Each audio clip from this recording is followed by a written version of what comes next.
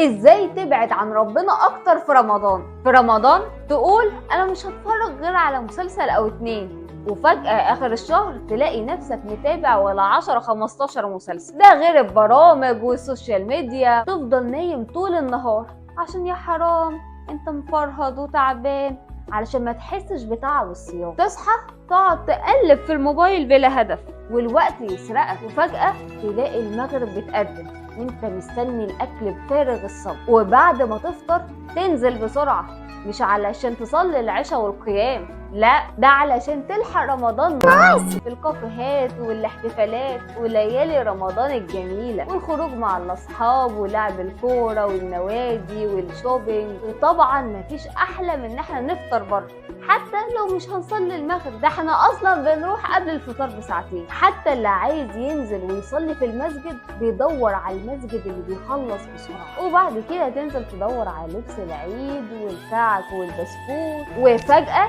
تلاقي شهر رمضان خلص بسرعة ما بين السهر والخروجات والمكالمات اللي بالساعات ومسلسلات رمضان، ونسينا أهم حاجة المفروض نعملها في رمضان، وهي الصلاة والصوم وقراءة القرآن وكثرة الدعاء اللي بيغير القدر، بيبدل حالك لأفضل حال وبيريحك وبيسعدك. رمضان ده شهر الرحمات والمغفرة والعتق من النار. ما تضيعوش الفرصة الجميلة دي منكم، لأن العمر مش مضمون. ما تنساش نفسك وشير وذكر غيرك.